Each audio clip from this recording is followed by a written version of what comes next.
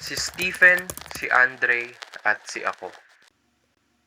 19 na taong gulang mula sa tahimik na sulok ng Laguna.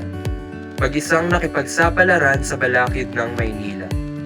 At sa likod ng bumabagyong unos ay nakatagpo ng kaibigan. Ngayon makapagkape at inom sa kanilang tabi ay ayos na kahit ang mga pera sa bulsay ubos na. Ako si Stephen.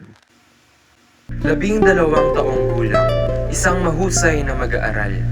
Gaya ng sabi ng kanyang ina, hindi sapat ang maging karaniwan lamang. Kaya bitbit ng kanyang mga medalya ang malabalding dugot luha ng mga kinalawang na pagsinta. Ako si Andre.